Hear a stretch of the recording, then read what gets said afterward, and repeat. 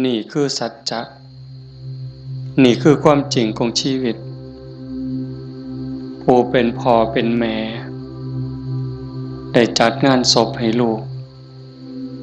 ได้เฮ็ดบุญแจกข้าวเฮ็ดบุญอุทิศส่งให้ลูกเฮาจะเห็นหลายๆมุมความบ่เที่ยงแท้แน่นอนของสังขารร่างกายบ่ฮู้ว่าสิตายมื้อใดบ่ได้ตายตามคิวพ่อแม่เกิดก่อนแทนที่สิไปก่อนแต่ว่านั้นมันก็บ่เป็นไปคือเฮาคิดเว้าอยู่ประจำว่าชีวิตเป็นของยืมโยมก็ลองทำความเข้าใจตามเด้ชีวิตเฮาทุกคนนี่เป็นของยืมมาจากธรรมชาติความจริงเป็นจังซั่นยืมมาจากดินจากน้ำจากลมจากไฟดินคือส่วนที่เข้มแข็งข้นแข็งเฮากินข้าวกินน้ำกินหมากใหม่ต่างๆขนมนมเนยก็เปลี่ยนสภาพส่วนที่เป็นธาตุดินก็กลายไปเป็นผมขนเล็บฟันหนังเนื้อเอ็นกระดูกตับไตไส้พุงน้ำที่เฮากลืนกินลงไปน้ำสะอาดน้ำสมน้ำหวานอีหยังก็แล้วแต่ผ่านลำคอลงไปปั๊บเขาก็สิเปลี่ยนสภาพไปเป็นน้ำเลือดน้ำเหลืองน้ำน้องน้ำดีน้ำเสลดน้ำลายนี่คือยืมจากธรรมชาติน้ำต่อน้ำลมต่อลมไฟต่อไฟดินต่อดินมื้อนี้เฮาก็สืบต่อจักว่าจักรอบลมหายใจเข้าหายใจออกนี่คือเอาดินไปต่อดินไฟที่ยังร่างกายให้อบอุ่นเผาอาหารให้ย่อยเฮ็ดร่างกายให้สุดโทรมเขาก็ทำหน้าที่ของเขาจังซี่ไฟก็สืบต่อกันไปเรื่อยๆลมก็สืบต่อกันไปเรื่อยๆถ้าส่วนใดส่วนหนึ่งเขาหยุดการทำงานชีวิตก็จบเพียงแค่ติดขัดธาตุดินธาตุน้ำธาตุลมธาตุไฟอันใดอันหนึ่งเพียงแต่เขาติดขัดของเล็กน้อยเฮาก็ป่วยเห็นบ่เฮาก็เกิดเจ็บป่วยขึ้นมาทันทีจังซั่นชีวิตเป็นของบ่ยั่งยืนความตายเป็นของยั่งยืนชีวิตเป็นของบ่เที่ยงความตายเป็นของเที่ยงแต่อาตมาเห็นญาติโยมได้ตั้งอกตั้งใจส่วนหนึ่งก็ดีใจนำคันสิว่าเสียใจก็แม่นอยู่ในส่วนที่ต้องจากกันไปโดยบ่มีมื้อกลับมาแต่ว่าในส่วนดีใจก็คือเห็นพี่เห็นน้องเห็นญาติเห็นโยมเข้าใจในเงื่อนไขของชีวิตว่ามันเกิดมาแล้วมันเอาความเจ็บมานำเอาความเฒ่าความแก่มานำเอาความพลัดพรากเอาความผิดหวังมานำแล้วสุดท้ายก็เอาความตายมาพร้อมในเมื่อญาติโยมเข้าใจจังซี่เฮาก็บ่ประมาทเผาปั๊บเก็บดูกเก็บอัฐิ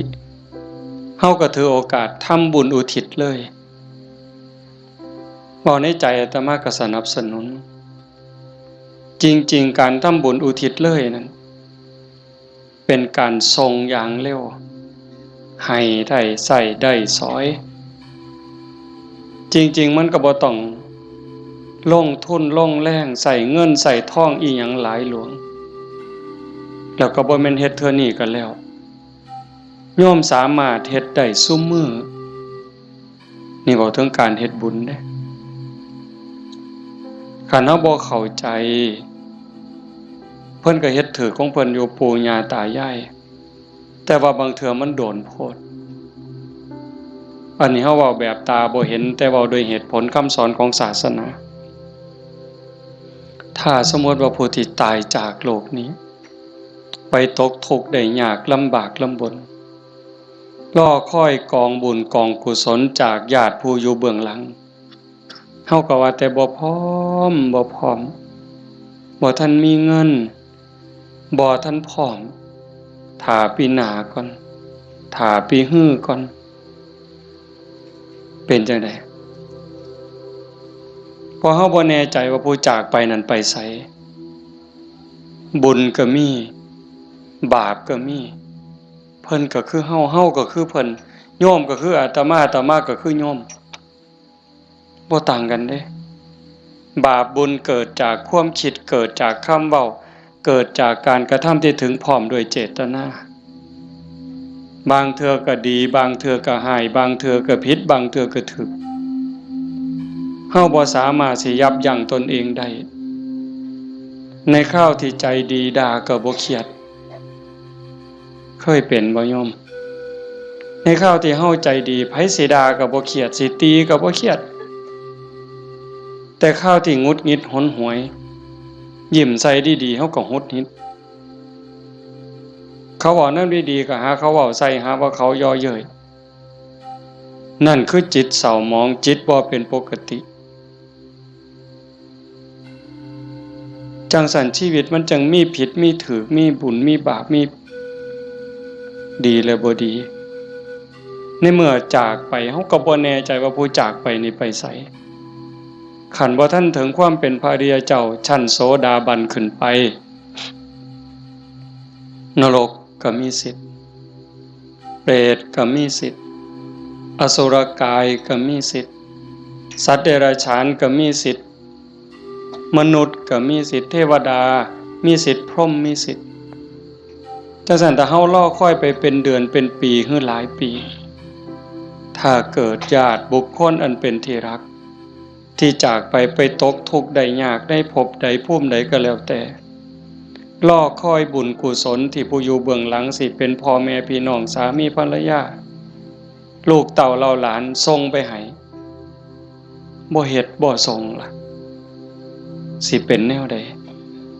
ทุกข์แล้วก็ทุกข์อีกทรมานแล้วก็ทรมานอีกแต่คันเฮาส่งบุญปั๊บคันตกทุกข์ได้ยากลำบากลำบนเฮ็ดบุญถูกเฮ็ดบุญแม่นตามคำสอนพระพุทธเจ้าผลบุญนั่นก็ส่งทันทีซอยเหลือทันทีคันดีอยู่แล้วมีความสุขอยู่แล้วก็ย่อมได้รับหลายยิ่งขึ้นสำบายยิ่งขึ้นมีความสุขยิ่งขึ้นกับเปรียบกับคือคนเฮาเนี่ยจากบ้าน บางเทื่อบ่ได้ตั้งตัวบ่ได้ตั้งใจคิดว่าแต่สิไปทางหน้ามันสิดีทุกข์ปั๊บจากบ้านไปตกหม้องทุกข์ยากลำบากงานก็หนักของกินก็บ่มีน้ำก็ยากข้าวก็ยากบ่อนหลับบ่อนนอนเสื้อผืนหมอนใบหกเหี่ยบ่สะอาดอากาศบ่ถ่ายเทเป็นแนวใดญาติพี่น้องก็บ่มีเงินฝากส่งไปซอยก็บ่มีนั่นก็คือทุกข์ต่อไปแต่คันถ้าบุญเจ้าของก็เฮ็ดไว้พอสมควรสร้างไว้ทำไว้จากโลกนี้ไปปั๊บก็คือไปสู่ที่ดีไปต่างบ้านต่างเฮือนบ่อนอยู่ก็ดีบ่อนนอนก็ดีบ่อนกินก็ดีอาหารการกินบ่อึดบ่อยากอยู่ในสถานที่ที่สะดวกสบายน้ำซ้ำพี่น้องก็ฝากเงินไปให้ส่งเงินไปให้กินบ่ไหวใส่บ่หมดนี่คือเหตุผลบอกญาติโยมทั้งหลายไว้บ่ต้องเสือทันทีแต่เฮาพิจารณา เฮ็ดโลดก็บ่แม่นว่าสิต้องเฮ็ดบุญแจกข้าวแบบยิ่งใหญ่เด้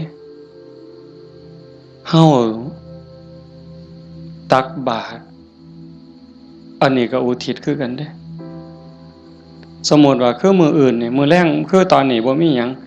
นิมนต์ครูบาอาจารย์เพิ่นมาสวดมนต์ปกติฮอดมื้อเช้าก็ทำบุญตักบาตรแล้วก็อุทิศบุญกุศลไปถึงอันนี้ก็ซ้ำแจกข้าวใส่บาตรหน้าบ้านหน้าเฮือนอันนี้ก็ซ้ำแจกข้าวไปจังหันไปเพ่นอันนี้ก็ซ้ำแจกข้าวอาตมาเว้ายืดยาวซื่อๆแต่ว่าคันโยมเฮ็ดโยมตั้งใจยามแลงกินข้าวแลงแล้ว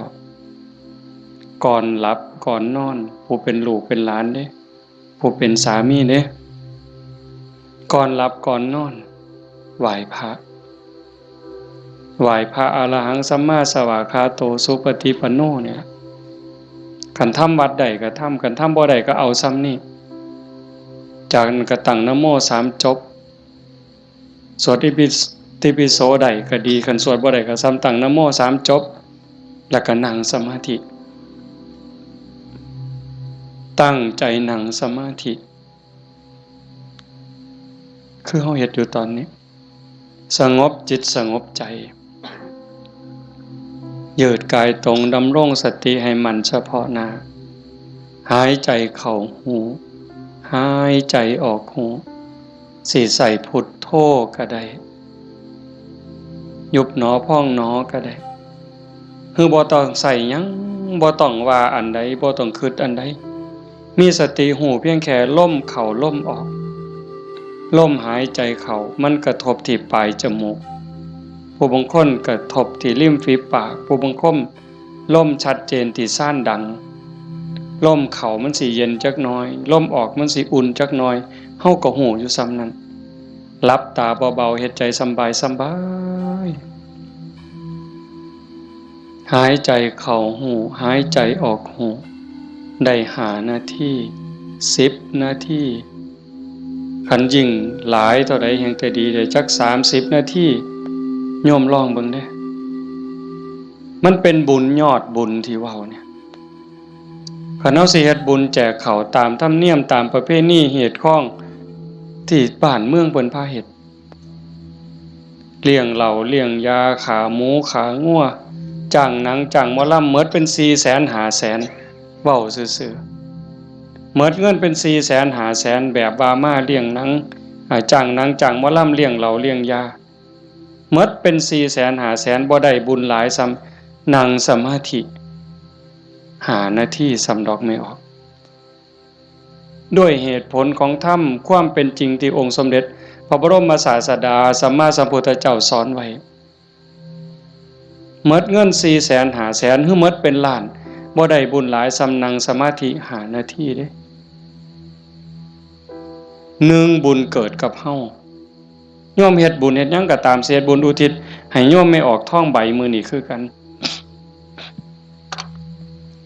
บุญนั่นต้องเกิดกับโยมก่อนเกิดขึ้นกับจิตกับใจกลายเป็นสมบัติของโยมทุกคนซะก่อนแล้วก็จังอุทิศไปถึงบุญบ่มีโตแต่มันก็มีอานุภาพบาปบ่มีโตแต่ก็มีคุณภาพมีอานุภาพ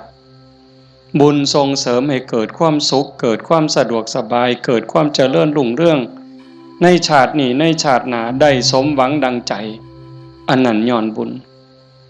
บาปตามเผาผลาญเผาล้นให้เกิดความทุกข์ความเดือดร้อนความทุกข์ความเดือดร้อนในบ้านในเฮือนในชีวิตในครอบครัว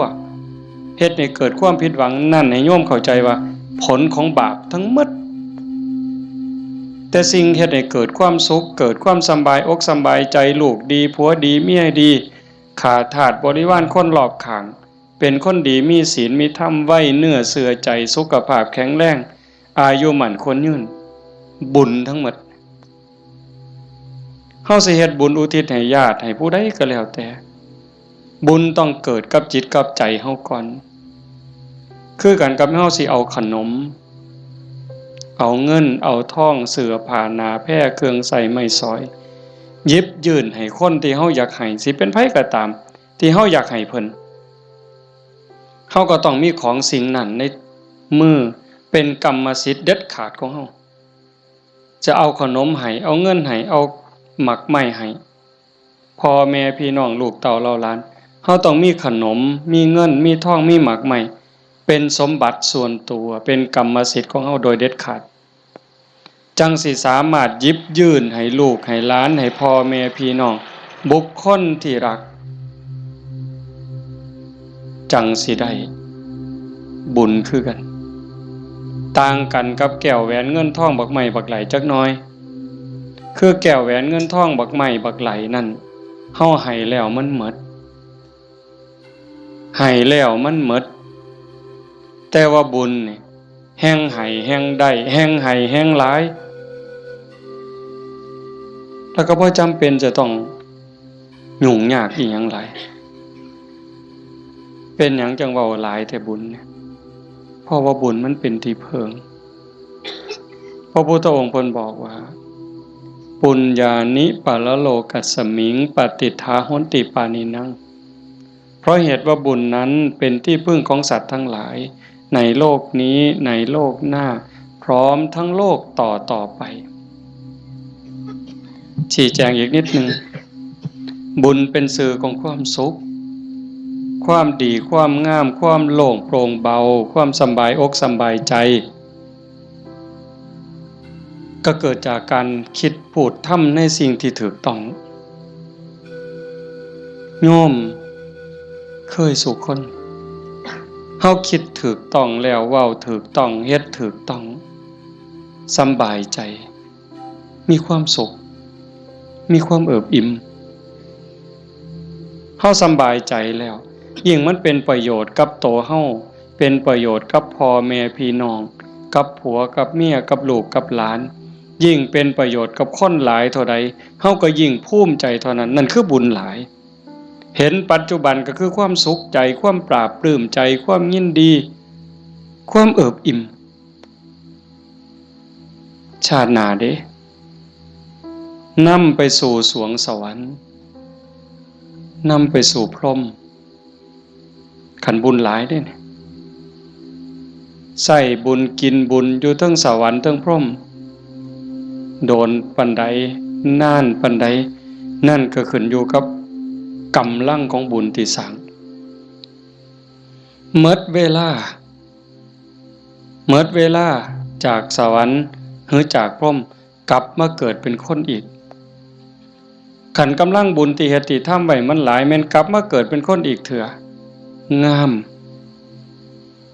หน้าตาดีผิวพรรณดีสวดทรงดีสุ่มเสียงดีฐานะดีร่ำรวยสติปัญญาดีโรคภัยไข้เจ็บหน่อยอายุยืนไปไสก็มีคนหักมีคนนับหน้าถือตานี่กำลังบุญเด้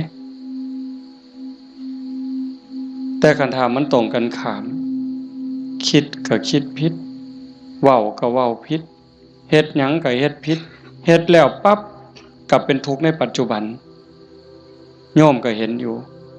เวลาเฮาเฮ็ดผิดเว้าผิดศีลผิดธรรมผิดกฎหมายบ้านเมืองเดือดร้อนตั้งแต่เฮ็ดแล้วตอนเฮ็ดโดยอำนาจของกิเลสย้อนความโลภย้อนความโกรธโลภอยากได้ของเขาอยากลักของเขาอยากจี้ของเขาอยากยักยอกอยากคอร์รัปชันโกงกินเป็นจังได๋พอแต่เฮ็ดลงไปแล้วทุกข์เว้าด้วยความโกรธเว้าด้วยความอิจฉาริษยากระแทกแดกดันใส่ฮอดพ่อฮอดแม่บางเทื่อฮอดพระสงฆ์องค์เขาเจ้าเว้าพื้นนินทาเว้าแล้วสะใจในขณะที่เว้าสะใจหลายเว้าแล้วคิดว่าโอ้ยมันสิบ่บาปบ่คิดที่หลังเป็นทุกข์บัดไหม้เจ้าของเผาเจ้าของเห็นบ่ในปัจจุบันก็เป็นทุกข์จังซี่เดือดร้อนจังซี่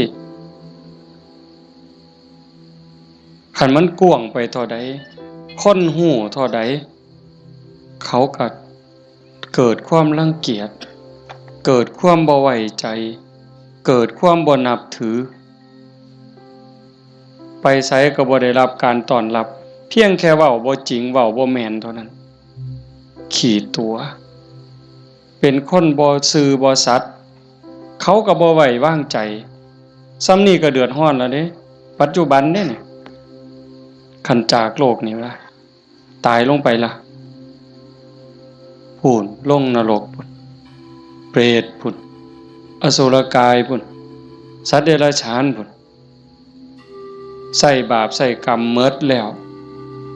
มาเกิดเป็นคนมันต้องมาเด้มาแน่นอนเด้มาเกิดเป็นคนเศษบาปตามมาขี้ร้ายหนักที่สุดพิการแต่เกิดแขนหลีบขาหลีบหูหนวกตาบอดแล้วแต่สิเป็นทั้งเทื่อก็สมบูรณ์อยู่แข้งขามือตีนสมบูรณ์คือเพิ่นแต่ว่าขี้ร้ายรูปร่างบ่งามบ่มีผู้ใดเฮ็ดให้เด้นี่พระเจ้าบ่เกี่ยวพระพรหมบ่เกี่ยวเทวบุตรเทวดาทั้งใดบ่เกี่ยวกรรมล้วนๆเพิ่นจังว่าสัตว์โลกเป็นไปตามกรรมกัมมุนาวัตติโลโกนี่ขี้ร้ายพร้อมโง่พร้อมปึกพร้อมโรคภัยไข้เจ็บหลายโซ่ออดๆแอดๆเป็นจังไดบัดมันบ่แม่นขี้ร้ายแต่เจ้าของเด้คันกรรมมันหลายๆบาปมันหลายๆเนี่ยเจ้าของทุกข์เจ้าของโง่เจ้าของขี้ร้ายแล้วได้ผัวก็ขี้ร้ายได้เมียก็ขี้ร้ายตื่มไปกิได้ลูกได้เต้ามาก็คือกันขี้ร้ายแล้วบ่พอเด้โง่อีกสอนบ่ฟังอีกแนวดีแนวงามนี่สอนบ่จื้อบ่จำแต่ว่าแนวซัวๆนี่บ่บอกมันจักเม็ดหาแต่เรื่องให้พ่อแม่เป็นทุกข์โยมเห็นบ่ตำบลบัวฮูงนี่ก็ตามอยู่ไสก็ตามซ่อมเบิ่งได้อย่าเสือเด้นั่นคือบาปเด้บ่ย้านสิเฮ็ดจังไดบัดนี้ให้ผลตั้งแต่ปัจจุบันจนฮอดตายไปแล้วใส่บาปใส่กรรมแล้วกลับมาเกิดเป็นคนอีกเทื่อมันยังตามมาอยู่บาปเป็นสิ่งที่ต้องละต้องวางต้องย้านเด้โยมสิ่งที่น่าย้านที่สุดเฮาสิว่าย้านงูแม่นอยู่ย้านงูย้านปิงอาตมานี่ผู้หนึงย้านหลายย้านปิงย้านงูย้านขี้เกียจย้านกับแกะนักย้านผีผู้ใดบ่ย้านเนี่ยผีหลอกผู้ใดเคยเห็นมันบ่เคยเห็นแต่ว่าก็ย้านหมดซุคน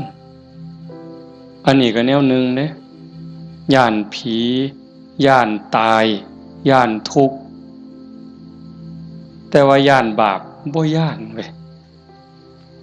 ผีมันก็บ่เคยเห็นอาตมาก็บ่เคยเห็นพ่อใหญ่แม่ใหญ่ผู้70 80ก็บ่ทันเคยเห็นผีแต่ว่าย้านอันบาปนี่เพิ่นบ่ย้านมันพาทุกข์พายากบ่มีอยู่บ่มีกินเฮ็ดให้ลำบากทุกข์อกทุกข์ใจอันนั้นมันบ่พากันย้านหวยคันคิดได้มันถูกย้านบาปพระพุทธเจ้าเพิ่นสอนให้ย้านบาปเพิ่นจังให้ละบาปทั้งปวงเฮ็ดบุญกุศลให้ถึงพร้อมแต่เฮ็ดบุญแล้วมันก็บ่ทันปลอดภัยไปสู่สวรรค์มันยังต้องกลับมาเกิดอีกไปสู่พรหมมันต้องกลับมาเกิดอีกเพิ่นจังให้ชำระจิตชำระใจให้สะอาดบริสุทธิ์สะจิตตะปริโยทปันนังการชำระจิตของตนให้ขาวรอบให้มันสะอาดบริสุทธิ์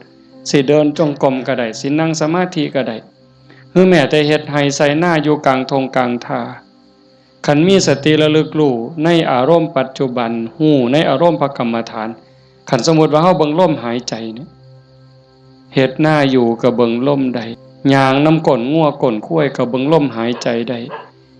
เข้าห้องน้ำห้องส้วมก็เบิ่งลมหันใจได้แม้กระทั่งยามนอนไหว้พระแล้วนั่งสมาธิแล้วบ่ไหวแล้วอยากนอนลงก่อนมันสิหลับก็เบิ่งลมหายใจได้คันเฮานอนลงไปหายใจเข้าหูหายใจออกหูหลับยามใดก็สร้างภ พิ่นบอกว่าคันเฮานอนหลับไปกับลมหายใจเนี่ยเทวดารักษามีผลหลายได้โยมเทวดารักษาคันเฮาเจ็บไข้ได้ป่วยโรคอย่างน้อยๆโรคบ่แห้งมันนั่นดอกเศร้าโรคทางกายก็เบาบางโรคทางจิตทางใจก็เบาบางหนำซ้ำก็ยังเป็นบุญอีกเทวดาคุ้มครองรักษาบ่ไหลตายเด้เพราะว่าตัวสมาธิเนี่ยคอยเฮ็ดคอยสร้างคอยทำจังสันโยมเฮ็ดบุญแจกเขาแต่มาจังว่าสนับสนุนเฮามีโอกาสมื้อต่อไปปีต่อไปเฮาจะเฮ็ดจัดเป็นการเป็นงานก็จังว่ากันอีกเทื่อนึงเฮ็ดดูบ่ผิดเฮ็ดบุญนี่บ่ผิดพระพุทธเจ้าเพิ่นบอกว่าเฮ็ดดูๆเฮ็ดบ่อยๆให้ทำความพอใจในบุญนั่นเพราะการสั่งสมสะสมเอาไว้ซึ่งบุญนำสุขมาให้เฮ็ดดูบ่ผิดบุญแต่ว่าบาปอย่าเฮ็ดเพราะมันทุกข์มันเดือดร้อนฉะนั้นเฮาตั้งใจพาพี่พาน้องเฮ็ดบุญเนี่ยเห็นลูกหลานเด็กเล็กเด็กน้อยมาร่วมฟังเทศน์มานั่งฟังธรรมนำพ่อใหญ่แม่ใหญ่แต่มาว่ามันงามนี่คือความงดงามของชาวพุทธโยมจำไว้เด้พาเขามาส่วนเขามามื้อวันเสาร์วันอาทิตย์ส่วนเขาไปวัดไปใส่บาตรไปจังหันผู้ชายก็ให้หัดประเคนพระเขาเฮาสิได้ลูกดีหลานดีอาศัยผู้อื่นบ่ได้การศึกษาทางโรงเรียนบางเทื่อก็ลืมเรื่องเหล่านี้บางโรงเรียนเด้แต่ลังหม่องเพิ่นก็ยังดีอยู่พ่อแม่ปู่ตายายย่ายเฮานี่ล่ะแม่ป้าพ่อลุงแต่มาเสือว่าโยมทุกคนอยากให้ลูกดีหลานดีอยากให้เขาเป็นคนดีเพื่อเฮาสิเพิงเขาได้ในมือข้างหน้าเฮาสิเพิงเขาจังได๋คันบ่ให้เขาเข้าหาวัดบ่ให้เขาไก่ศีลไก่ธรรมไก่วัดไก่ว่าไก่พระสงฆ์องค์ข้าเจ้าเขาบ่มีจิตใจที่อ่อนน้อมอ่อนโยนบ่ฮู้จักบุญจักบาปสิดีได้จังได๋นี่ดีใจจังวะเฮาพาลูกพาหลานมานั่งฟังธรรมเนี่ยเขาฮู้อยู่เด้เขาเข้าใจในบางเรื่องบางอย่างอยู่อย่างน้อยๆเขาก็รู้สึกว่าเขาเป็นบุญเป็นสิริเป็นมงคลมีเหลืออย่างเดียวโยมเหลืออย่างเดียวที่จะในชีวิตปัจจุบันเรามีความสุขชีวิตในอนาคตมีความสุขมีความเจริญบ้านเมืองปักกลุ่มสุมเย็นคือศาสนา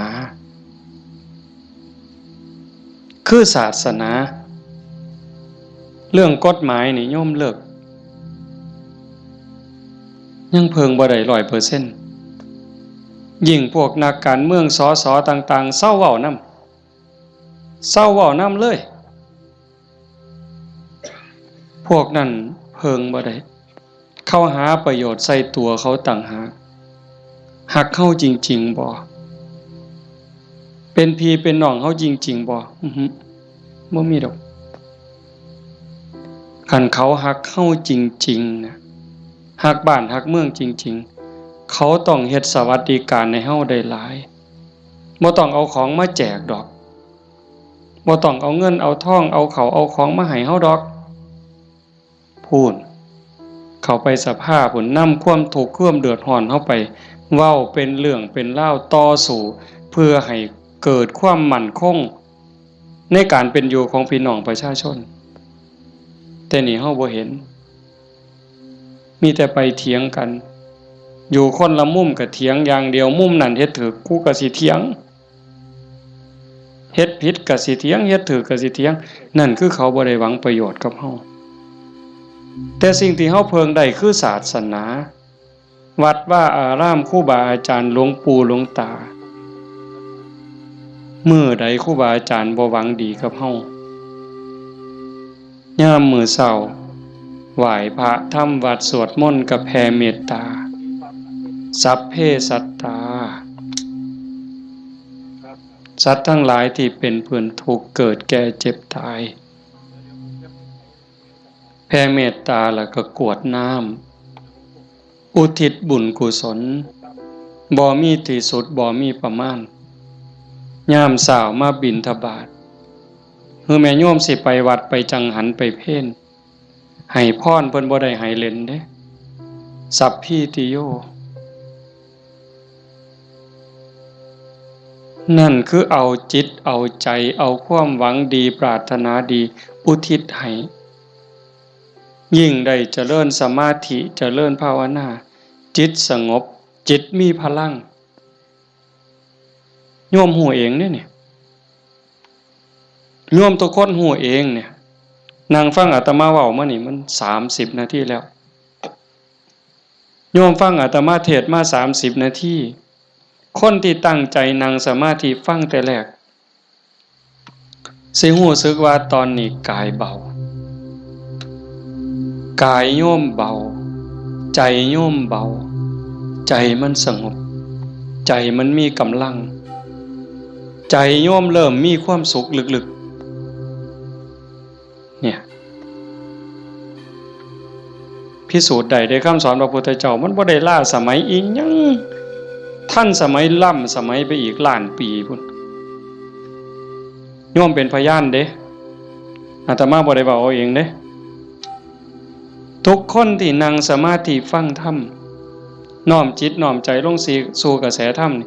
ตอนนี้กายเริ่มเบาจิตเริ่มเบาความเอิบอิ่ม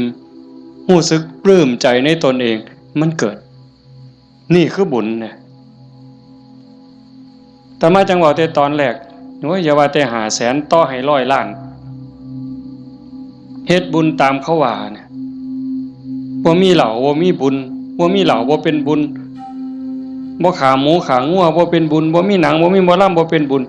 พวกหมู่นั้นต่อให้100 ล้านสภาพที่จิตใจเป็นสุขสงบร่มเย็นมั่นใจมันย่อมมั่นใจเด้แต่การเฮ็ดแบบนั้นเฮาสิมีอารมณ์เย็นแบบนี้บ่สิมีความรู้สึกอบอุ่นใจปราบปลื้มใจยินดีใจมั่นใจว่าญาติตายไปแล้วสิได้บุญบ่มีดอกนั่นเว้าซื่อๆเชื่อซื่อๆมีความเชื่อแล้วก็ถูเอาสีขางเขาถูเพิ่นว่าหุ่นลู่ว่าไปซื่อๆเฮาก็ลองหลับตาเบิ่งศีลข้อที่1มีบุญต้องมีศีลมีกินต้องมีทานคำโบราณเพิ่นว่าข้อที่1ปานาติปาตาเวรมณีเจตนางดเว้นจากการทำสัตว์ที่มีชีวิตให้ตกล่วงผู้ใดก็ฮักชีวิตคือกันกับเฮาหมดมันก็บ่อยากตายนอนมันก็บ่อยากตายเม่งใหม่มันก็บ่อยากตายเพราะว่าแต่อยากตายเลยแม้แต่เจ็บมันก็บ่อยากเจ็บเฮาเนี่ยบ่หาแต่เขามาถิ่มมาแทงโดยมีดโดยหอกเด้ตั้งแต่หมอฉีดยาเฮาเจ็บเฮาป่วยสิฉีดยาให้เฮาหายเจ็บหายป่วยบางเทื่อเฮาก็ย้านเจ็บภาษาเข็มฉีดยาส่ำนั้นแล้วเขาบ่ได้ฉีดให้ตายบ่ได้ฉีดให้ทุกข์ทรมานอีหยังฉีดยาเพื่อรักษาโรคเจ็บไข้ได้ป่วยเพื่อให้เฮาได้แข็งแรงเฮายังย้านนี่แค่เจ็บเด้เนี่ยสินับภาษาหยังบัดนี้เอาค้อนทุบหัวเขาเอามีดปาดคอเขาเอาใจเขามาใส่ใจเฮาทบทวนจังซี่เฮาก็เห็นว่าล่ะ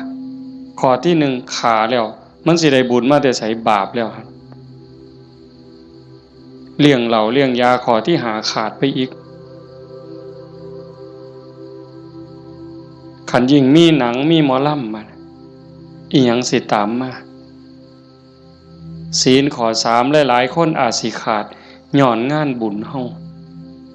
งานบุญเฮาคือเอาเองเนี่ยมาเบิ่งหนังเฮาผู้บ่าวผู้สาวอาจสิเสียเนื้อเสียตัวย้อนเบิ่งหนังโป๊ย้อนเบิ่งหมอลำสิ่งมันเว้าลามก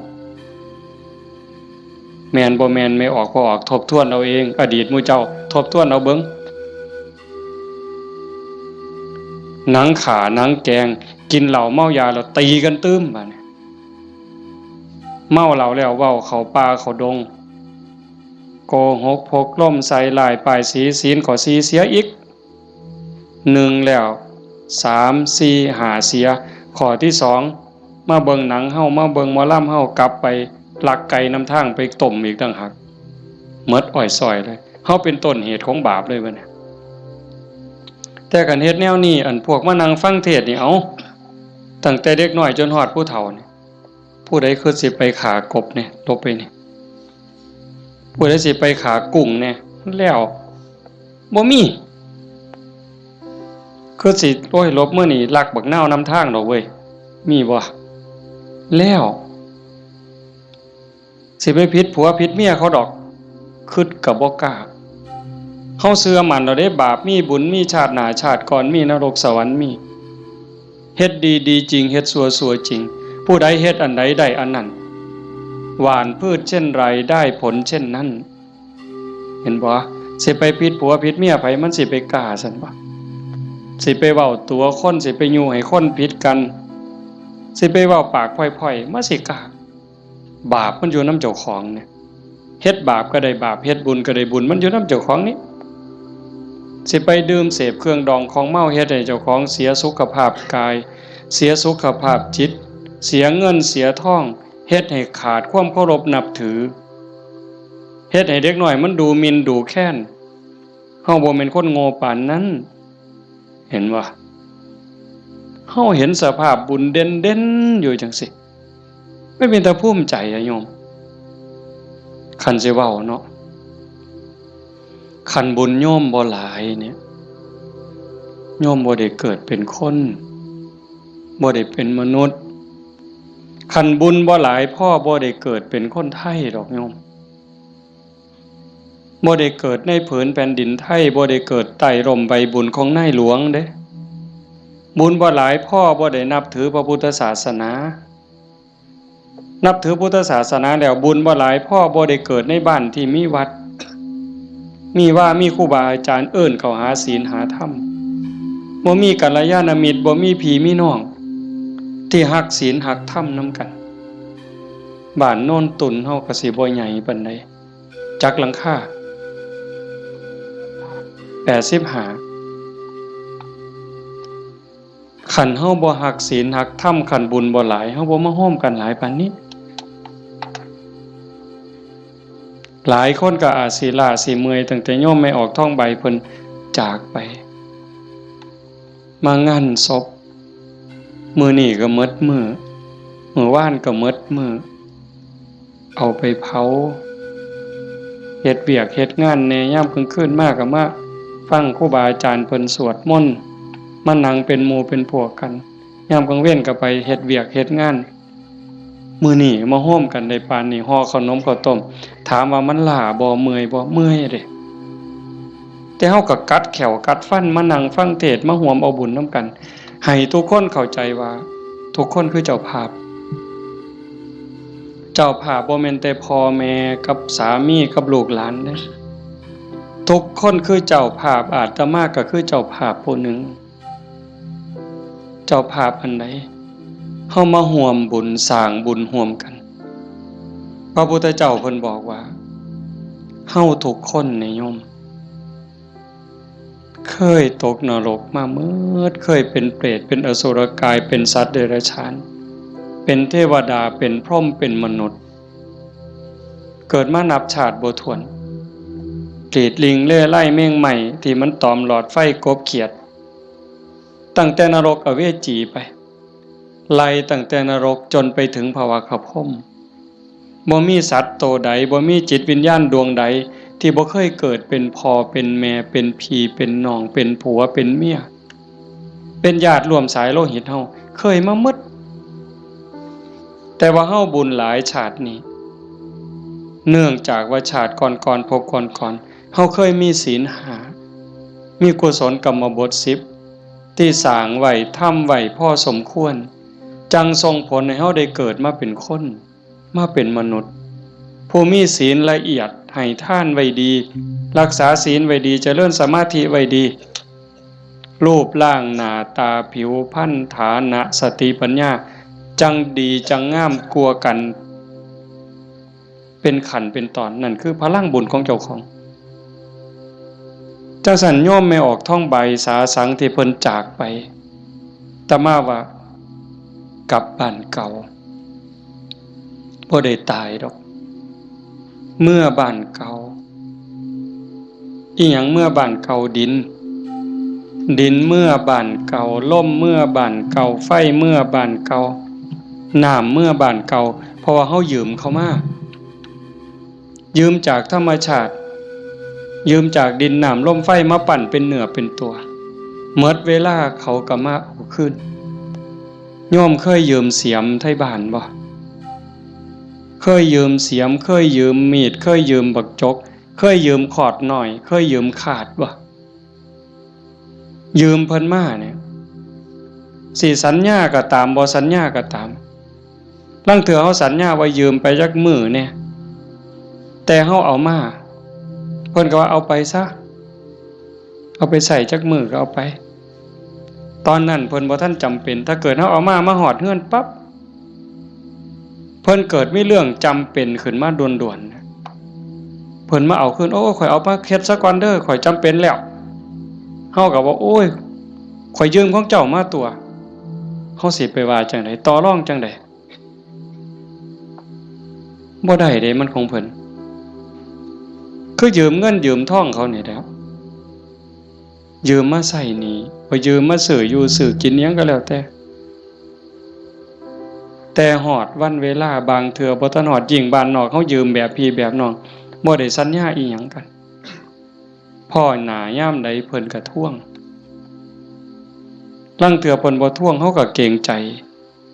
อันนี้ก็ยังพอเว้ากันได้แต่กับพญามัจจุราชต่อรองแนวใดพญามัจจุราชบ่เห็นแก่เงินค่ำแม่นสิมีเงินกือไทยเอาบ่มีได้บ่สนไต่โตบ่สนผู้ใดมีอำนาจนายพลนายพันเจ้าใหญ่นายโตพระสงฆ์องค์เขาเจ้าคุณสมเด็จบ่งึดบ่สนใจซ้ำบ่เกรงใจอีกซ้ำขันบาปหลายก็โยนนรกโลดขันบุญหลายก็ไปตามทางจังสั่นเฮามีบุญได้เกิดมาพ้อพระพุทธศาสนามีกัลยาณมิตรมีพี่มีน้องที่หวังดีต่อกันเฮาก็ตั้งใจเฮ็ดบุญให้เจ้าของเฮ็ดบุญในมื้อนี้เทิงทานเทิงศีลเทิงภาวนาฟังเทศน์ฟังธรรมอ่อนน้อมถ่อมตนขนขวายในกิตติชอบเนี่ยก็ขอให้เฮาตั้งใจว่าเฮาเฮ็ดให้เจ้าของเบื้องต้นโยมทุกคนก็เฮ็ดให้เจ้าของเด้อไหว้พระโอ้คันเว้าถึงบุญนะโยมตั้งแต่ไหว้พระเนาะคันเฮ็ดด้วยความเข้าใจเด้คันเฮ็ดด้วยความเข้าใจเพียงแค่เฮาไหว้พระอรหังสัมมาสัมพุทโธภควาเข้าใจในความหมายว่าพระพุทธเจ้าเป็นพระอรหันต์ดับเพลิงทุกข์เพลิงกิเลสตรัสรู้ชอบได้ด้วยพระองค์เองเข้าใจว่าพระพุทธเจ้าคือไผเนี่ย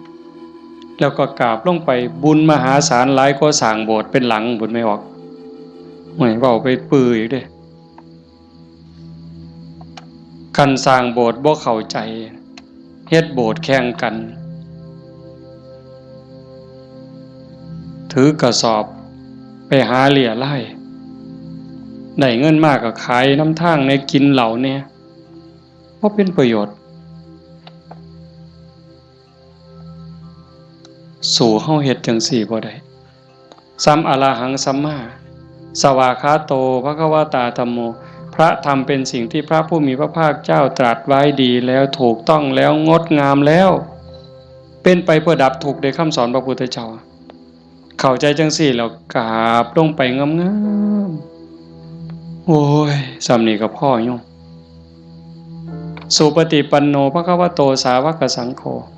พระสงฆ์สาวกของพระผู้มีพระภาคเจ้าปฏิบัติดีแล้วพระสงฆ์คือไผด้วยความเข้าใจของเจ้าบ้านคือนี่โกนหัวนุ่งเหลืองห่มเหลืองเนี่ย อันนี้เป็นสมมุติสงฆ์แต่สงฆ์จริงๆโยมก็เป็นสงฆ์คู่แห่งบุรุษ4คู่นับเรียงตัวบุรุษได้8บุรุษพอออกไม่ออกก็คือพระญาติโยมก็เป็นสงฆ์เป็นพระขันโยมปฏิบัติดีมีศีลมีธรรมมีจิตใจเมตตากรุณาโมทิตาอุเบกขาหวังดีกับทุกคนความโลภความโกรธความหลงความอิจฉาริษยาอาฆาตพยาบาทในใจของญาติโยมหน่อยลงเบาบางลงถึง 20% 25%หมดไป 25% ความโลภความโกรธความหลงอิจฉาริษยาเบาบางไปจากใจเฮา 25% โยมเป็นพระโยมเป็นสงฆ์มีลูกมีผัวมีเมียเฮ็ดให้ใส่หน้าทำมาหากินเป็นปกติแต่โยมกลายเป็นพระอีหลีได้บ่เนี่ยเป็นพระอีหลีพระจริงๆที่พระพุทธเจ้ายอมรับนับว่าเป็นลูกเห็นบ่อาตมาบ่ได้เว้าเอาเองจักเม็ดให้โยมนุ่งเหลืองห่มเหลืองโกนหัวนอนอยู่วัดแต่ขันธากิเลสยังมีบ่ลดไปลังเทื่อก็ขี่ไล่กว่าชาวบ้านอีกบางหม่องบางมื้อบางวันบางเวลาอาตมากับผู้หนึ่งบางมื้อก็ขี่ไล่กว่าโยมเนี่ยนี่ก็เป็นแค่สมมุติสงฆ์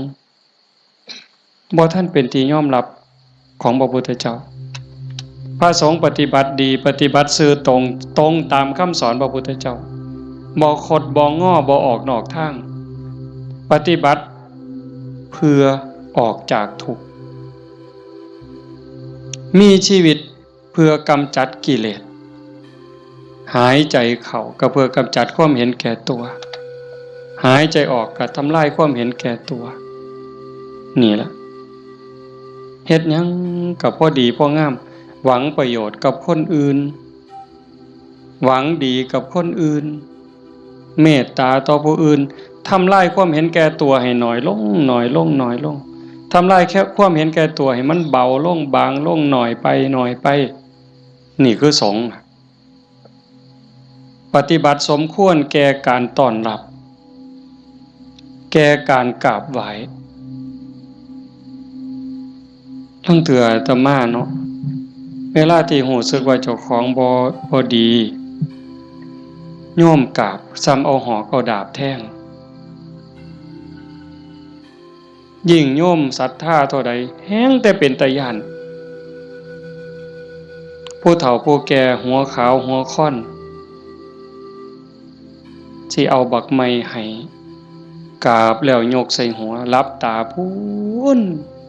คิดฮอดพ่อฮอดแม่ฮอดพี่ฮอดน้องว่าแม่นพ่อแม่ในชาติปัจจุบันฮอดชาติก่อนภพก่อนฮอดเจ้ากรรมนายเวรถวายน้ำขวดหนึ่งก็หวังบุญสอบทอพ่อต่อแม่พุ่นให้ขนมนมเนยใส่บาตรญาติพกถวายผ้าถวายผ่อนเงินทองแก้วแหวนเขาบ่ให้ย้อนหักเด้ให้ย้อนอยากได้บุญบ่ให้ย้อนหลงแต่ว่าให้ย้อนอยากได้บุญเกิดกับเจ้าของแล้วอุทิศไปให้พ่อแม่โยมันสิบ่คือหอกคือดาบบ่คือน้ำกรดบ่คือน้ำร้อนเทหดเสียจังได๋จังซั่นนะเพียงแค่โยมเข้าใจว่าพระพุทธเจ้าคือใครพระธรรมคือใครพระสงฆ์คือใครโยมเข้าใจจังสิเพียงแค่อรหังสัมมาสวากขาโตสุปฏิปันโนพ่อโยมพ่อเลยบ่ได้จำเป็นเด้ว่าเฮาต้องเฮ็ดใหญ่เฮ็ดโตหมดเงินเป็นแสนเป็นล้านบ่ลองเบิ่งน่ะขันไม่ออกพอออกบ้านโน่นตุ่นเฮาเป็นจังซี่นี่ก็เฮามีศีลมีธรรมในใจเด้อยู่เฮือนก็เฮ็ดจังซี่บ่ต้องรวยดอกโยมบ่ต้องรวยแล้วบ่ได้มีความสุขดอกคันบ่มีศีลบ่มีธรรมนั่นอยู่ซ้ำเฮาอยู่เฮ็ดอยู่เฮ็ดกินพ่อสมมาภาควรบ่เดือดร้อนตนเองบ่เดือดร้อนผู้อื่นกับพ่อได้อยู่ได้กินแต่ว่าให้จิตใจมีธรรมะเพิงผ้าอาศัยหยิบยื่นแบ่งปัน ซอยเหลือเกื้อกูลคือโยมเป็นกันอยู่เห็นว่าทุกคนคือพี่คือน้องทุกคนคือเพื่อนร่วมทุกข์เกิดแก่เจ็บตายมีความสุขบ่คันอยู่แบบนี้ก็บ่แม่นสิเงียบแบบนี้เลยได้ก็เว้ากันนำจากันนำแต่ว่าให้จิตใจเฮาเป็นจังซี่เข้าใจกันฮักกันคือพี่คือน้องเป็นแนวใดผู้จากไปก็สำบายใจเอาสมมุติว่าคือโยมไม่ออกท้องใบเพิ่นจากเข้าไปเนี่ยก็บ่ไปไสดอกความเป็นจริงอยู่นำเฮานี่ล่ะจริงๆบ่ได้ไปไสเด้เพียงแค่ธาตุดินน้ำลมไฟกลับคืนสู่ธรรมชาติดวงจิตดวงวิญญาณเดินทางไปตามบุญตามบาปของตนเองญาติพี่น้องผู้อยู่เบื้องหลังก็อุทิศบุญกุศลไปให้แต่ว่าด้วยสภาวะความผูกพันความเป็นลูก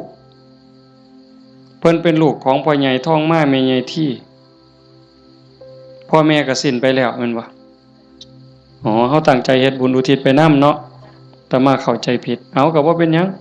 พ่อใหญ่ท้องม้าแม่ใหญ่ที่คือกันที่เฮาว่าจากไปเพิ่นก็บ่ได้ไปไสเลือดเนื้อเพิ่นอยู่นำเฮาแม่นบ่โยมไม่ออกท้องใบคือกันเพิ่นแบ่งเลือดแบ่งเนื้อมาเป็นโตเฮาเพิ่นก็อยู่นี้อยู่ในโตเฮานี้คำสอนคำสั่งคำบอกอันนี้เด้อลูกอันนี้เด้อหลาอันนี้เด้อคำเอิ้นบักหลาเอิ้นอีนางเอิ้นทองคำอีแม่แม่นบ่เพิ่นเอิ้นจังซั่นเด้บักหลาอีนางทองคำอีแม่เพิ่นว่าอันนี้มันถูกเด้ออันนี้มันดีเด้ออันนี้มันบ่แม่นอันนี้มัน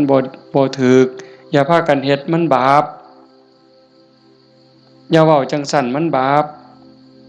คันเว้าจังซี่เว้าจังซี่แม่นแล้วบักหลาอีนางสาธุโอ้ยใจแม่นเจ้าเว้าดีใจแม่นเจ้าเว้าถูกนี่คือคำสอนฮักกันเด้อันนี้เอื้อยเด้อันนี้อ้ายเด้คันน้องเถียงอ้ายอย่าไปเถียงเอื้อยอย่าไปเถียงอ้ายคันอ้ายรังแกน้องเอื้อยรังแกน้องอย่าไปเฮ็ดบ่โหนเป็นน้องบ่เห็นบ่เพิ่นตายอยู่ว่ะเพิ่นไปไสอยู่ว่ะดินดอนตอนหญ้าเฮือนซ่านบ้านซองจากเหงื่อจากแห้งอาบเหงื่อตังน้ำสร้างหลักฐานให้ลูกได้อยู่เป็นของเพิ่นบ่จังว่าคันคิดฮอดพ่อคิดฮอดแม่นั่นก็ฮักพี่ฮักน้องอยากให้พ่อแม่ได้กินข้าวกินน้ำนุ่งเสื้อผ้าหนาแพร่ดีๆงามๆคันแม่นพ่อแม่บ่อยู่นำเป็นเนื้อเป็นตัวแล้วก็เฮ็ดกับพี่กับน้องนั่นล่ะอยากเว้ากับพ่อแม่มวนๆก็เว้ากับพี่กับน้องนี่ล่ะเว้ากับป้ากับลุงมันคักแท้เด้โยมคันเฮาคิดให้มันเข้าใจนี่พ่อแม่บ่ไปไสปู่ย่าตายายบ่ไปไสแล้วทุกคนก็คือพี่คือน้องเข้าใจให้มันคักๆเข้าใจดีๆในคำสอนพระพุทธเจ้าประเสริฐที่สุดบ่มีศาสนาใดสิสอนความจริงความถูกต้องงดงามเกินพระพุทธเจ้าบ่มีผู้ใดสิฮักเฮาหวังดีต่อเฮาเกินพระพุทธเจ้าจังบอกคำสอนเอาไว้เพิ่นบ่บอกให้เฮาไปทำพิธีอันนั้นอันนี้ดอกอันนั้นบ่แม่นพิธีสะเดาะเคราะห์ต่อชะตาเสริมดวงพระพุทธเจ้าบ่สอนบ่แม่นเว้าดีต่อกันนี่พระพุทธเจ้าสอนคิดถูกต้องพูดถูกต้องทำถูกต้องจากถูกต้องก็จังไปสู่ดีงามอย่าว่าดีเด้อย่าว่าดีก่อนดียังบ่ทันถูกต้องเด้คันคนเขามักกินเหล้าเฮาซื้อเหล้าสู้กินเขาว่าดีเด้แม่นบ่ล่ะคันพวกผู้ชายมักเล่นมักเที่ยวมีหมู่พาไปเที่ยวซ่องเขาว่าบักนี่ดีเด้พวกมักเล่นไพ่เล่นไฮโลเล่นการพนันส่วนเฮาไปเล่น ต้มไก่สู้กินพร้อมเล่นเอาเงินเอาพร้อมยังว่าดีอยู่เด้หั่นแต่มันบ่ถูกแต่คันมีคำว่าถูกต้องแล้วคิดถูกต้องเว้าถูกต้องกระทำถูกต้องดีงามตามมาบ่เสียหายจังซั่นจากนี้เป็นต้นไปเฮาบ่ว่ามื้อใดเฮาสิจากโลกนี้บ่มีผู้ใดฮู้จักคนว่าเฮามีเวลาอยู่ในโลกนี้อีกจักมื้อจักปีจักเดือนจักวันจักเวลาจักชั่วโมงจักนาทีบ่ฮู้จักคนโซ่ก็ตายบ่โซ่ก็ตายเด็กน้อยก็ตายหนุ่มสาวก็ตายผู้เฒ่าผู้แก่ก็ตายเฮ็ดจังได๋สิไปว่าถามื้อนั้นก่อนถามื้อนี้ก่อนโอ้ยมันต่อรองได้ซะบ่มื้อนี้เฮายังมีสติมีปัญญาบ่เจ็บบ่ไข้โยมเอ้ยเฮาบ่ได้เจ็บบ่ได้ไข้บ่โรคบ่ได้ป่วยเฮ็ดหยังได้ให้เฮ็ดยิ่งกับพ่อกับแม่นี่เด้อฟ้าวเฮ็ดคันพ่อแม่เพิ่นยังมีชีวิตโอ้ผู้นั้นบุญหลายเด้อผู้พ่อแม่ยังมีชีวิตอยู่นี่ผู้นั้นมันบุญหลายเกินบุญโยมเป็นหยังพ่อแม่เพิ่นทุ่มเทให้เฮาหมดชีวิตเป็นครูคนแรกเป็นเทวดาของบุตรเป็นพรหมของบุตรเป็นพระอรหันต์ของบุตรทุกสิ่งทุกอย่างที่พ่อแม่เพิ่นมีเพิ่นให้เฮาหมดเฮาอยากรู้ว่าพ่อแม่นี่ฮักเฮาส่ำใดทุ่มเทเสียสละเพื่อเฮาส่ำใดโยมบ่ต้องไปถามเพิ่นดอกโยมถามเจ้าของถามเจ้าของพวกเฮาเป็นพ่อคนแม่คนโยมฮักลูกตั้งแต่มื้อใด โยมไม่ออกเด้โยมพอออกก็คือกันนั่นล่ะฮักลูกตั้งแต่มื้อใดฮักลูกตั้งแต่ว่ามีลูกเกิดในท้องแม่นบ่ไม่ออกฮะพอรู้สึกว่าตั้งท้องปั๊บเนี่ยไม่ออกนี่ฮักแล้วเด้ทุ่มเทความฮักให้กับลูกในท้องแล้วพ่อก็คือกันผัวคือกันทั้งที่บ่ฮู้ได้นี่ว่าลูกสิเกิดเป็นผู้หญิงเป็นผู้ชายสิขี้ร้ายหรือสิงามสิโง่หรือสิฉลาดสิพิการหรือบ่พิการสิเป็นพระหรือสิเป็นมหาโจรโยมบ่ฮู้เลยลูกในท้องนี่สิเป็นหญิงเป็นชายพิการหรือบ่สิเป็นพระดีจิตใจดีใจงามซ้ำพระเกินพระหรือสิเป็นมหาโจรยิ่งกว่ามหาโจรโยมบ่เกี่ยวฮักอย่างเดียวเลยบัดนี้แม่นบ่ไม่ออกแม่นอยู่บ่แนวนี้เพิ่นก็คือเฮาบัดนี้หาได้บาทใดก็เพื่อลูกหาได้บักไม้บักไหลผู้ผัวไปป่าไปดงได้บักไม้บักไหลก็จะเอามาให้เมียกินเพื่อให้ลูกแข็งแรงพุ่นเด้คันว่ามันสิคลอดง่ายลูกสิแข็งแรงสิคลอดง่ายเมียน้ำนมสิหลายหามาเห็นบ่มือคลอดก็เกือบล้มเกือบตายผู้คนก็ตายอีหลีจักเจ็บจักปวดเพราะปานใดแต่เครียดให้ลูกบ่บ่ได้เครียดให้ลูกอยู่ไฟเดือน4เดือน5ม่วนซั่นบ่ตั้งแต่อยู่ใต้ห่มไม้เอาผ้าวี่มันก็เหงื่อแตกเหงื่อแตนนั่นนางฝิงไฟเด้นางฝิงไฟเดือน4เดือน5ต้มน้ำร้อนสดน้ำร้อนกินน้ำร้อนบัดแนวกินกับข้าวได้กินข้าวกับเกลือเลี้ยงตัวสิใหญ่แต่ละคนดมดากดมก้นเช็ดขี้เช็ดเหงียวป้อนข้าวป้อนน้ำตัวสิใหญ่มาแต่ละคนหมดข้าวจักเหล้าเสื้อผ้าหมดจักชุดหมดเงินจักแสนคือประมาณบ่ได้กลัวลูกสิใหญ่มาแต่ละคนเพิ่นก็คือกับเฮาฮักลูกจังซั่นสิตอบแทนแนวใดพระพุทธเจ้าเพิ่นสอนหน้าที่ลูกไว้ท่านเลี้ยงมาเลี้ยงท่านตอบเลี้ยงกายเพิ่นคือเพิ่นเลี้ยงเฮานะเลี้ยงใจเพิ่นก็คือเพิ่นเลี้ยงเฮา พ่อแม่เลี้ยงใจเฮาคือเพิ่นสอนอันใดถูกอันใดผิดอันใดดีอันใดชั่วอันใดเป็นบุญอันใดเป็นบาปอันใดควรบ่ควรนี่คือเพิ่นเลี้ยงวิญญาณเฮาก็เลี้ยงจิตวิญญาณเพิ่นด้วยการเป็นคนดีฮักกันระหว่างพี่ระหว่างน้องทำโตเป็นคนดีพ่อแม่สิโอ้ยโยมเป็นยาอายุวัฒนะอันนี้ก็บ่ต้องไปถามพ่อถามแม่อีกละถามโยมเนี่ยขันลูกเขาเป็นคนดีหูจะคว่ำหลานเสือถอยฟังคว่ำบอกง่ายสอนง่ายโยมมีความสุขบ่อยากยื่นบ่ขันยิ่งเป็นคนดีจนชาวบ้านเขายกย่องเขาสรรเสริญโอ้ยใจแม่นอ่อนซ่อนเด้อีหล่านี่มันก็หูจะคว่ำแต่บักหำนี่คือดีแท้เป็นตาอ่อนซ่อนเด้ย่ายอยากตายบ่บัดนี้ยื่นบ่เจ้าอยากยื่นแท้แต่ขันลูกมันบอกบ่ได้สอนบ่ฟังหลานก็โอ้บอกจังหนึ่งไปจังหนึ่งเถียงคำบ่ตกฝากแม่นสิป้อนสร้างมือละโตย่ายก็บ่อยากยื่นอยากตายให้มันแล้วอุกอังสังกะหยาลูกหลานมันบ่ฮู้จะคว่ำเอิ้นหาพญากรรมพญาเวรพุ่นแล้วมาเอาผู้ขาไปถอนโลดตัวแต่สั่นยังว่าเลี้ยงพ่อเลี้ยงแม่เลี้ยงกายเลี้ยงใจพุทธเจ้าเพิ่นบอกเด้ท่านเลี้ยงมาเลี้ยงทั้งตอบทำการงานของท่านซอยเวียกซอยงานส่วนเหือส่วนแห้งเพิ่นบ่บอกก็เฮ็ดแนวเฮ็ดได้แนวมันถูกต้องดีงามส่วนเวียกส่วนงานเพิ่นนี่คือเรื่องที่สอง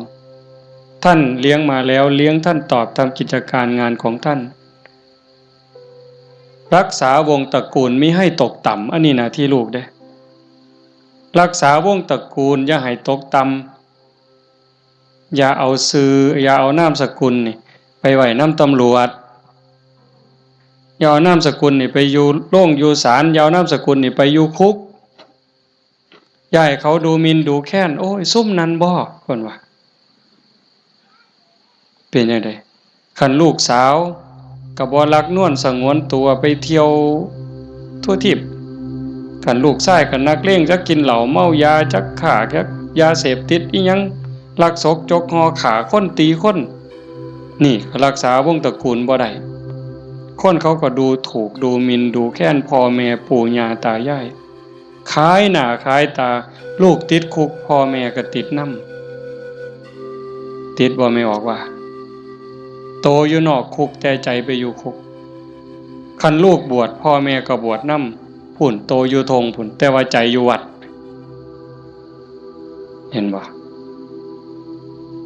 รักษาวงตระกูลมิให้ตกต่ำอย่าให้เขาดูหมิ่นดูแค้นให้เขาดูทุกข์ทำตนให้สมควรแก่การรับทรัพย์มรดกคันเฮาเป็นคนดีมีศีลมีธรรมขยันมันเพียรทำมาหากินพ่อแม่ทั้งหลายเพิ่นสิแพงฮอดเวลาอันสมควรหาผัวหาเมียให้แบ่งทรัพย์สมบัติให้หวังเพิงให้ลูกแล้วพ่อแม่ก็สำบายใจแต่คันแม่นเหล้าก็กินเลขก็เล่นเมื่อซุแนวฮอดหมากัดกันก็ลงก็สะเว้าเลยหมากัดกันกูเอาตัวแดงเด้อเพิ่นว่ามันนั่นว่ากูเอาตัวด่าง บ้าใหญ่แล้วเพิ่นเอาไปว่าไปนั่งอยู่ข้างทางรถคันนั้นมึงว่าเลขสุดท้ายมันเป็นตัวขี่กับตัวคู่ยังว่าอยู่สมองมีแต่การพนันบ่ต้องเว้าถึงบั้งไฟเลยตายแซ่นี่คันลูกเป็นคนขยันมันเพียรบ่ยุ่งเกี่ยวกับการพนันบ่ยุ่งเกี่ยวกับยาเสพติดมีความกตัญญูรู้คุณหาอยู่หากินได้ก็ไปส่งพ่อส่งแม่ฮักพี่ฮักน้องพ่อแม่ภูมิใจเลยทำตนให้สมควรแก่การรับทรัพย์มรดกอันสุดท้ายเมื่อท่านล่วงลับไปแล้วทำบุญอุทิศให้ก็คือเอาเฮ็ดมื้อนี้เพิ่นจากไปแล้วเขาก็ทำบุญอุทิศหาทำบุญเพื่ออุทิศแปลว่าให้ทำบุญให้พ่อให้แม่ให้ปู่ย่าตายายบรรพบุรุษโยมให้เข้าใจว่าพ่อแม่ปู่ย่าตายายเฮาบ่แม่นแต่ปัจจุบันเฮาเกิดมาเป็นหลายกว่าล้านชาตินะโยมพ่อแม่เฮาก็หลายกว่าล้านคนบางคนอาจสิอยู่นรกบางคนอาจอยู่เปรตบางคนอสุรกาย บางคนเกิดเป็นสัตว์เดรัจฉานบางคนเกิดเทวดาบางคนเกิดเป็นพรหมจังสันเฮาก็อุทิศบุญไปให้โอ้ชาโนดโสนีพราหมณ์นี่ไปถามพระพุทธเจ้า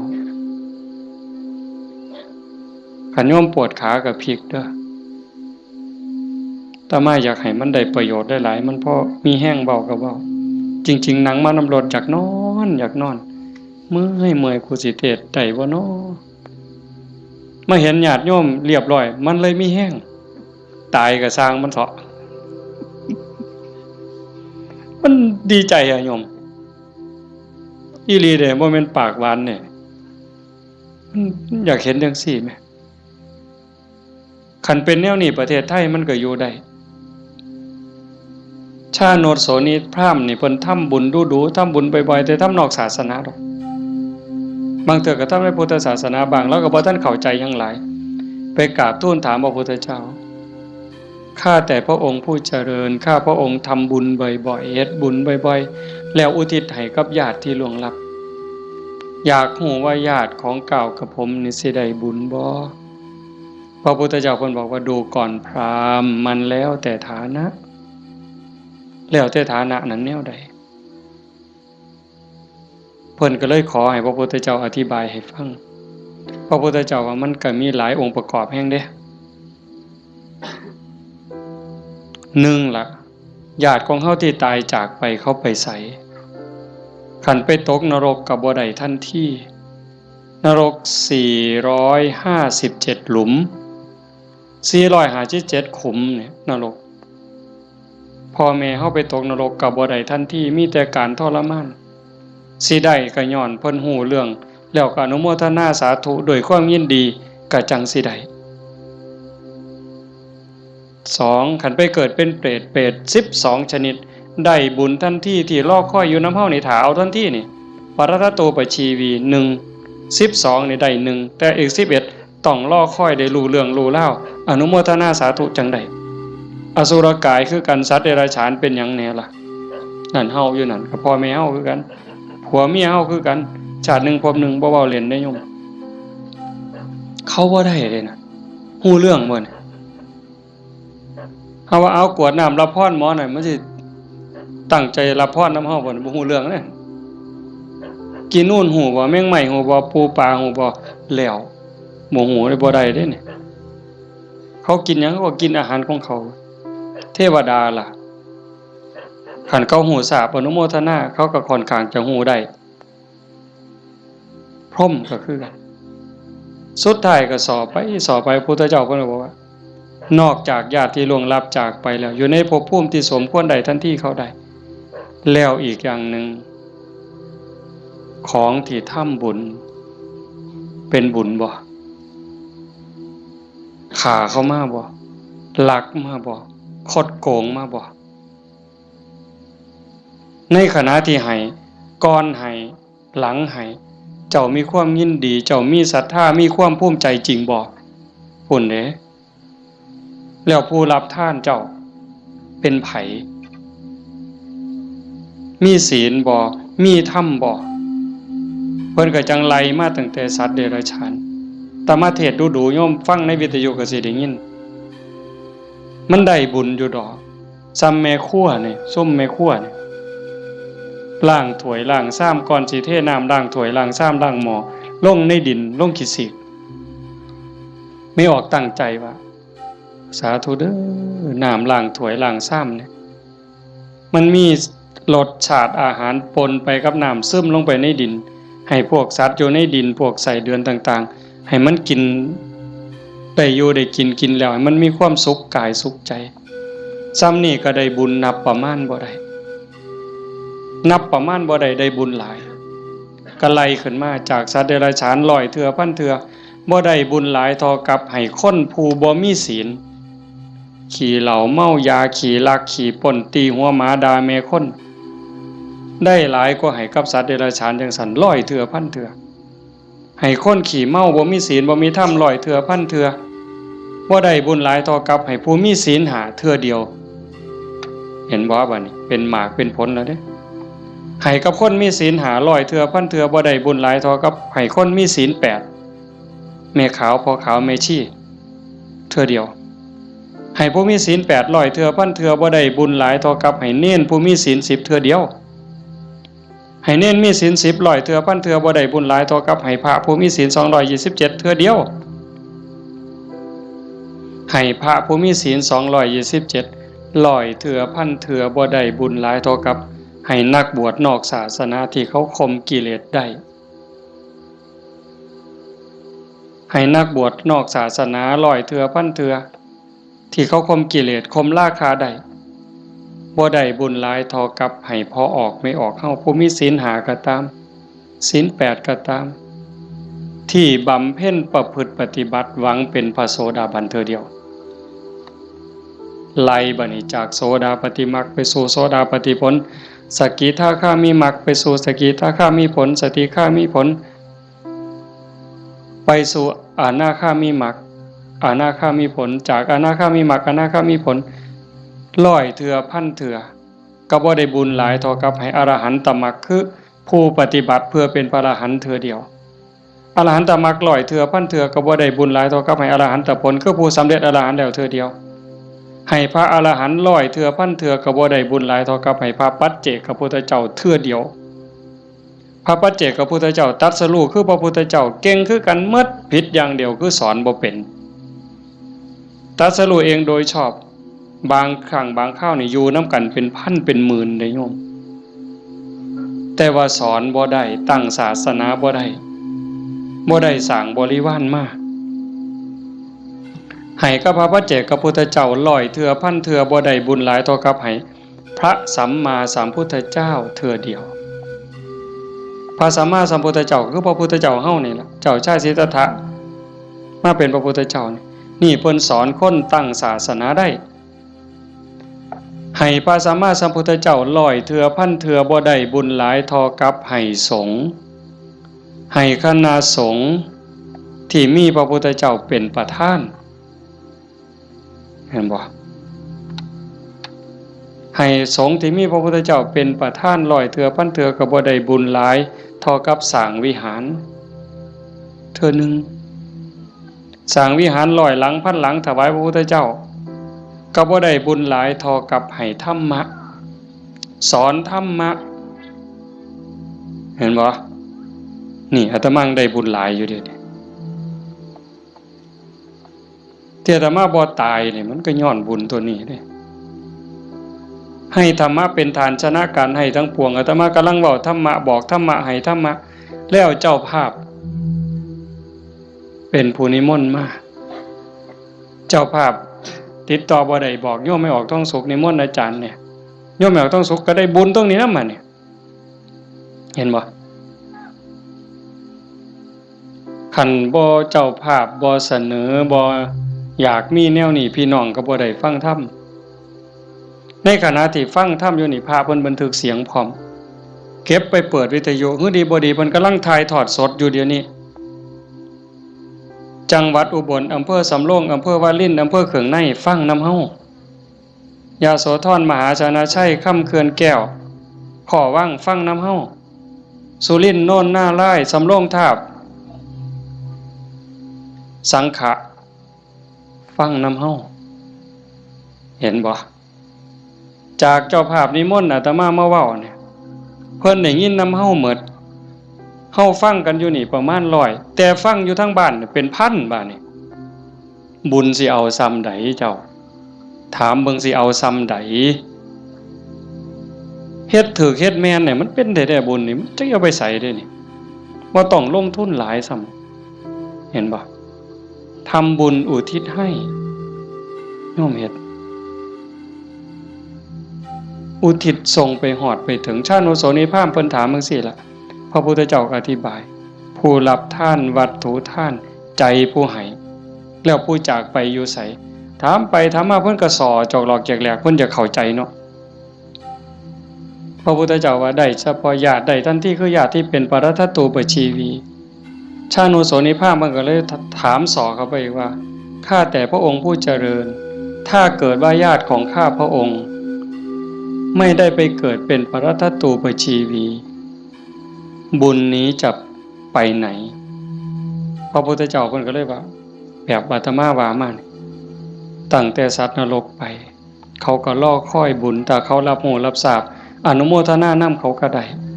แล้วก็ให้จงเข้าใจว่าในวัฏฏะสงสารนี้จะไม่ว่างจากญาติของเธอที่เป็นปรัตถตูปชีวีหมายความว่าพ่อแม่พี่น้องลูกเต่าเราหลาน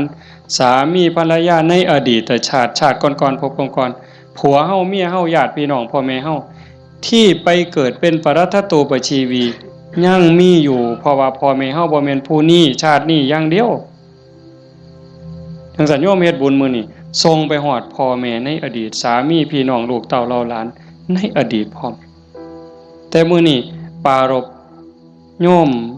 พ่อใหญ่ทองมาแม่ใหญ่ที่พ่อใหญ่ทองแดงนี่ก็เสียชีวิตไปแล้วคือกันเนาะแล้วก็แม่ใหญ่ทองใบผู้ไว้ชนหมายความว่าลูกหลานเฮ็ดบุญหาเนาะอาตมาเห็นในนี่ก็ว่ามันเป็นเจ้าภาพก็ต้องขออภัยก็บ่ผิด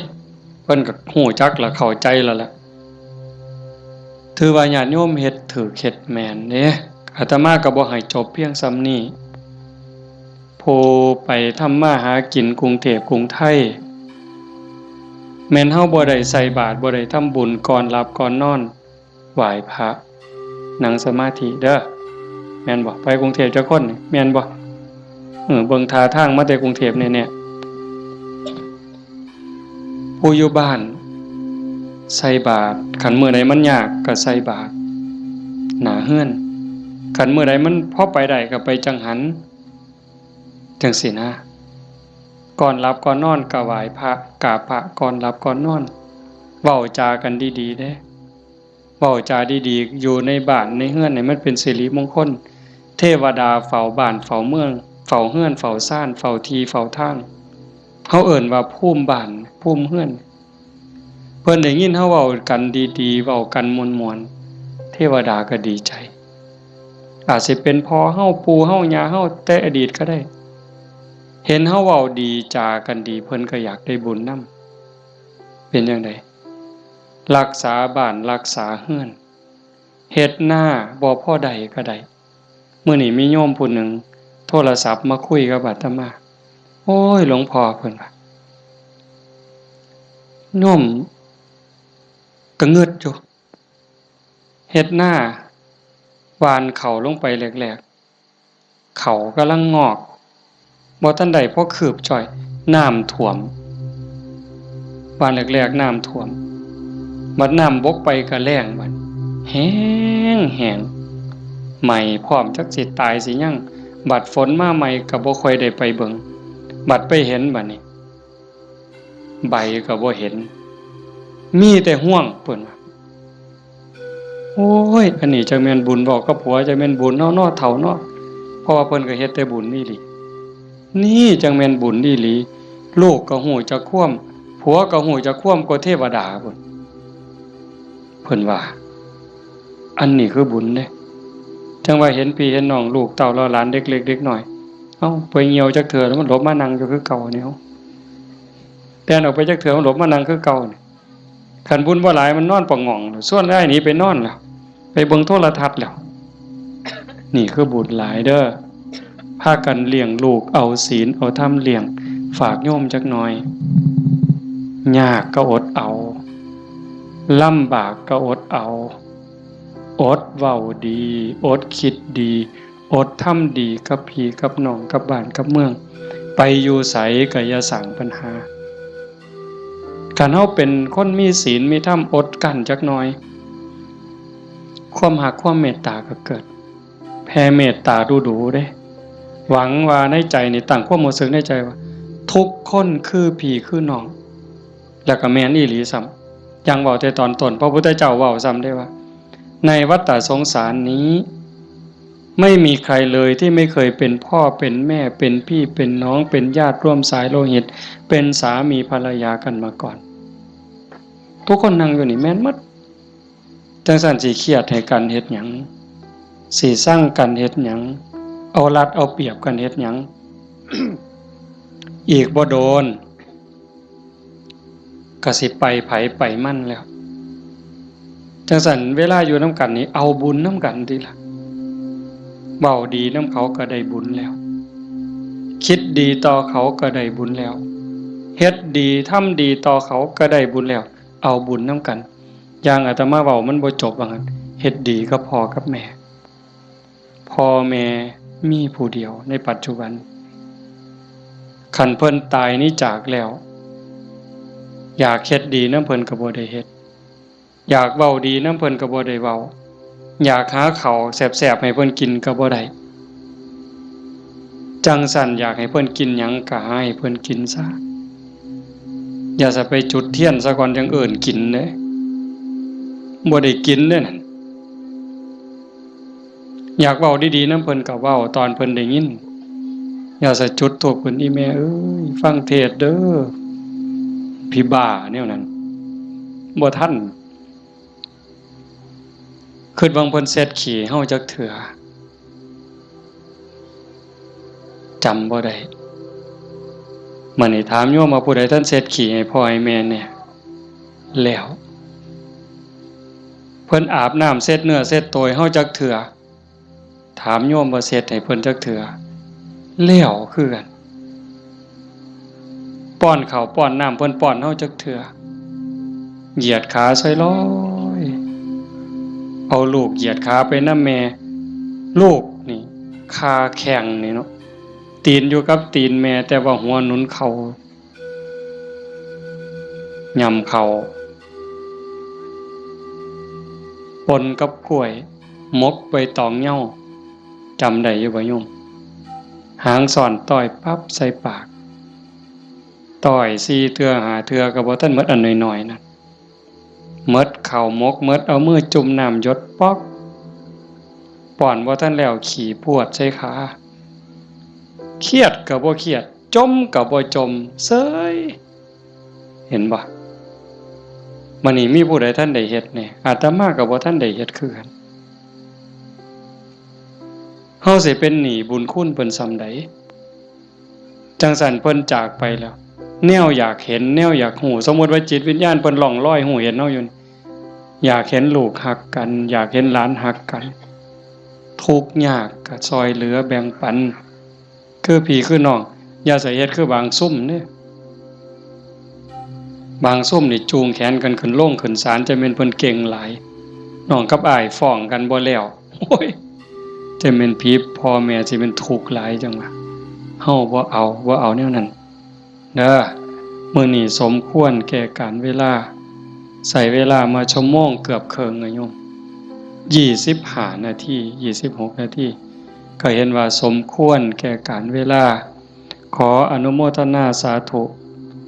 ทุกคนทุกท่านเนาะเจ้าภาพบ่อ่านก็ได้ดอกถือว่าทุกคนคือเจ้าภาพหมด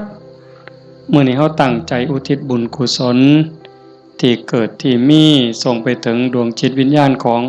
โยมพ่อใหญ่ทองมาแม่ใหญ่ที่บุญชาลีโยมพ่อออกทองแดงโยมแม่ออกทองใบสาสังแล้วก็ปู่ย่าตายายญาติโกโหติกา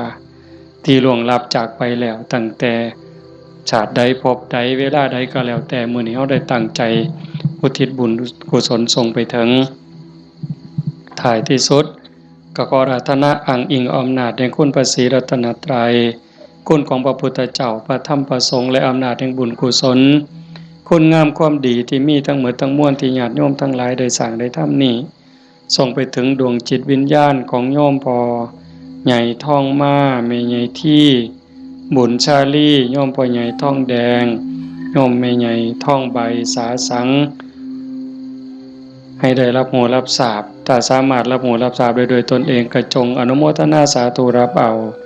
หากบ่สามารถจะหูได้ด้วยตนเองก็ขอฝากข่าวบุญข่าวกุศล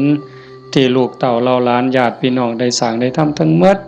บ่ว่าสิเป็นการให้ทานการรักษาศีลเจริญภาวนาฟังเทศน์ฟังธรรมอ่อนน้อมถ่อมตนค้นคว้าที่ชอบค้นคว้าในสิ่งที่ชอบอุทิศส่วนบุญอนุโมทนาบุญทำความเห็นในถูกต้องถูกตรงนี้ฝากไปกับเหล่าเทพเทวดาปนางธรณีภูมิญาณวิถีอันเป็นทิพย์จงนำข่าวบุญข่าวกุศลส่วนนี้ไปแจ้งแก่ดวงจิตวิญญาณ ของโยมพ่อใหญ่ท่องมาแม่ใหญ่ที่บุญชาลีพ่อใหญ่ท่องแดงแม่ออกท่องใบสาสังให้ได้รับหัวรับทราบแล้วจงอนุโมทนาสาธุรับเอาหากว่ามีความทุกข์ก็ขอบุญกุศลส่วนนี้ทายถอนให้ได้พ้นไปจากความทุกข์หากว่ามีความสุขดีอยู่แล้วก็ขอบุญกุศลส่วนนี้จงส่งเสริมให้ได้มีความสุขยิ่งขึ้นไปสุดท้ายก็ขอให้บุญกุศลเหล่านั้นจงสะท้อนย้อนกลับมาปกปักรักษาคุ้มครองญาติโยมสุขสุขคนให้เป็นผู้มีสุขภาพกายสุขภาพจิตที่แข็งแรงอายุมั่นขวัญยืนมีความสุขกายสุขใจปรารถนาสิ่งหนึ่งประการใดหากเป็นไปโดยชอบประกอบโดยธรรมก็ขอให้ความหวังความปรารถนานั้นจงสำเร็จทุกๆประการโดยทั่วกันทุกท่านทุกคนเถิดจังไปฟังโยมหมอมันมีของใหญ่เด้อใหญ่เด้อไปนู่นกุลมเด้อแจ้งให้ทราบปัจจัยที่ญาติโยมถวายในมื้อนี้เด้ออาตมาสิเอาเมื่อวัดส่วนหนึ่งสิไปซื้อขี้ดินได้ยินอยู่เนาะว่าในวิทยุเนาะสิซื้อขี้ดินเพื่อให้บุญกับโยมพ่อใหญ่แม่ใหญ่นำนี่ล่ะอีกส่วนหนึ่งอาตมาสิเอาไปทอดกฐินปีนี้อาตมาเป็นเจ้าภาพทอดกฐินไปทอดอำเภอเสรภูมิจังหวัด101มื้อวันที่25มีผู้สิไปนำบ่วันที่25หลังจากทอดที่วัดโน่นกุลมแล้วเดี๋ยวสิบอกทั้งวิทยุดอกขันมีผู้สิไปนำก็บอกบ่ต้องบอกชื่อก็ได้ว่ากลุ่มขาน้อยมีจักคนขันหลายก็สิเมารถบัสแล่นรวยๆเมาก็ถ่าอยู่นี่ละปากทางนี่พากันไปถ่าอยู่หั่นมาจอดปั๊บก็ขึ้นเลยขากลับก็มาจอดหั่นก็แล้วแต่สิมาบัดนี้ บ่มาก็อยู่หั่นล่ะเด้อฟังทางวิทยุพระเอาบุญคักๆหาจากถ่าให้โดนกว่านี้หากะลามันบ่ยืนอาจจะพาเฮ็ดบุญเด้อเอามื้อนี้เอาปัจจัยไปก็เพื่อเฮ็ดบุญอย่างว่านี่ล่ะเอาเป็นจังได๋คิดเขาก็คิดออกบ่ค่าน้ำค่าไฟมื้นขาลุกบ่ได้เอาผู้ตีขว้างก็ได้บุญได้ย้ายมุงนึงได้ 10% พุ่นแน่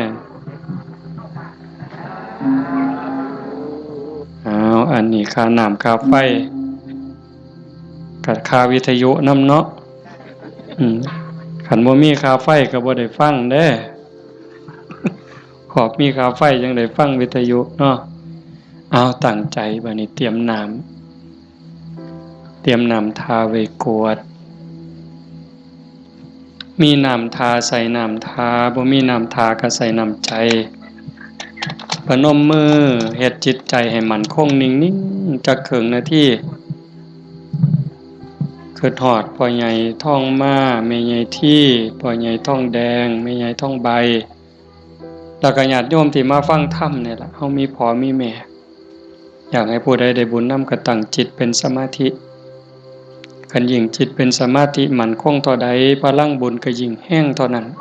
หลายไปเท่านั้น